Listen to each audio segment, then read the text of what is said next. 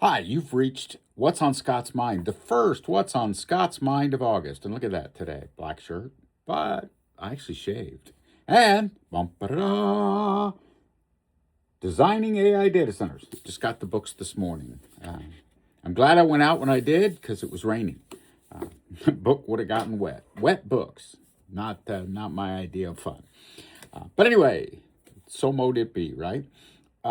Today, going to talk a little bit about some of the concepts. First of all, the book is, well, it's hefty, it's thick. There's a lot of concepts in it, but the idea, the big concept that I really want to kind of share today is the concept of a data center as a human body.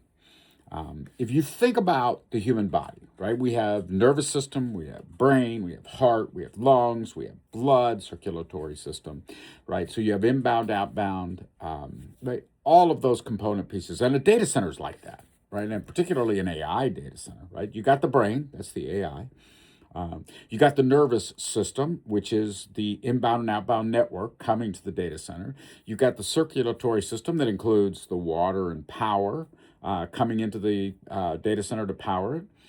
So it's one of the themes of the book, one of the concepts that I brought up and kind of dived into in the book. And so early in the book, I think chapter 1 or 2, I introduced the concept of data centers as living bodies or as bodies, right? And not, by the way, that's solely and completely a crazy idea. It's just one I came up with when I was writing the book, because it just, to me, really kind of brought everything together. The concept of a data center as a body. The body, in and of itself, the brain, and the component pieces. So that was one of the initial things that I looked at and thought about when I did designing AI data centers. The other thing that I really kind of and I'm um, really proud of is I went into all the technologies that make up an AI data center, because an AI data center is different, right? If we think about what data centers are today, they are a little static in the sense that they're buildings. They take 1 to 4 years to build. They require power. A lot of people don't like them. Fair enough. I do not have I do not have a need, nor do I have uh, a desire to get into the argument of people not liking data centers. It's perfectly acceptable to not like having a data center in your own backyard. Um, I live in an area where there wouldn't be a data center because there's nothing around us. There's no power plant, no easy infrastructure.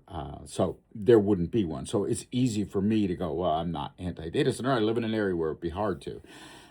Moving to an area when I retire, possibly, that could conceivably host a data center might give me a different opinion about it. It is an interesting reality when you consider it, because I was once upon a time a huge fan of Shark Tank. I am no longer a fan of Shark Tank, because I keep listening to Kevin O'Leary talking about the value of a data center, and I just don't think he's in touch. I don't think he understands. He talks about, people buying a $5 Starbucks and wasting money. I don't think he gets the reality of those of us who work for a living. He hasn't really had to, stretch himself for many, many years. He's a TV star. He gets money for that, and he has an artificial sense of what it is that he brings to the world. So, no longer a fan of Shark Tank, because I used to love Shark Tank. I used to watch it all the time. No longer will. No longer support that. And I do not support the argument that data centers are great for the economy of the local area, because they aren't. The reality is they aren't. Right? First of all, they're only going to add 100 jobs. And 9 out of 10 times, those 100 jobs, or maybe 200 jobs maximum, not a bloody one of them comes from the local economy, nor does it come from the local job resource pool. It's specialized skills, and you have to consider that. The other thing is, data centers, I believe, need to be further away from where people are. There's things that we have to consider. So Anyway, enough of me and my anti data center bend. It's not that I'm anti data center. I'm just think about both sides, right? Don't create false equivalencies and call them factual. I had a conversation on Twitter the other day with somebody talking about the 2027 Medicare cuts and the impact that's going to have, and the person argued with statistics from today, and I kept saying to him, 2027 is not today. What happens in 2027 is going to change what's happening today. So the numbers that you're using are a false equivalency because they don't apply to what we're talking about. It's that kind of false equivalency that always makes me nervous, always makes me think about the reality of what it is that people are presenting.